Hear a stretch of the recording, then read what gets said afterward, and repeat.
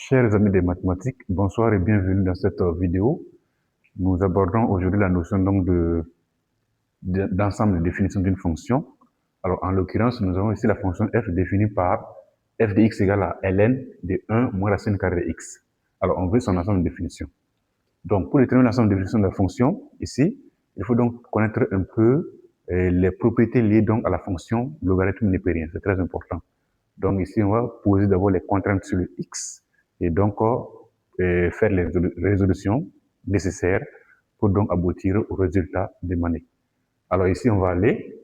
Donc il faut quand même rappeler que ln du existe si et seulement si le u est strictement supérieur à 0. C'est très important. Donc ln de u existe si et seulement si u est strictement supérieur à 0. Et il faut aussi savoir aussi quoi, que la racine carrée de a existe si et seulement si a est supérieur ou égal à 0.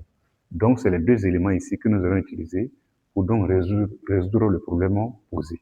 Alors on y va. Donc ici nous allons marquer réponse. DDF c'est quoi ici? C'est donc l'ensemble des réels x, comme ça, tel que, alors, comme on l'a dit, il faut qu'on ait 1 moins racine carrée de x qui soit strictement supérieur à 0. Ça, c'est donc notre u. Et, alors, la racine carrée de x est vraie lorsqu'on aura x qui est supérieur ou égal à 0. Donc, voici les conditions donc à poser et nous allons les traiter. Le premier point, alors je mets x est supérieur ou égal à 0. C'est équivalent à dire que x appartient à l'intervalle donc fermé de 0 à plus infini. Voilà ce qu'on a.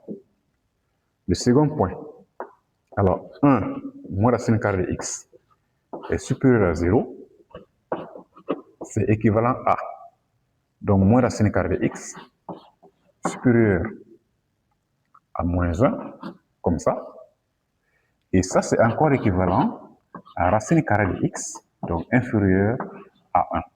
Parce qu'en multipliant par un réel négatif, le symbole d'inégalité change de sens. Voilà ce qu'on obtient. Alors, racine carrée de x est inférieur à 1, ça c'est équivalent à simplement à quoi? À 0, donc inférieur ou égal à x, qui est strictement inférieur à 1. Donc voilà ce qu'on a. Alors là, je vais marquer, je vais appeler ça la relation 1 et ça la relation 2. Alors donc, D1 et 2, on a DDF égale A. Donc il s'agit de trouver ce qui est commun à ces deux intervalles-là. Donc le x, il appartient à 0 à plus infini et il est aussi élément de 0 à 1.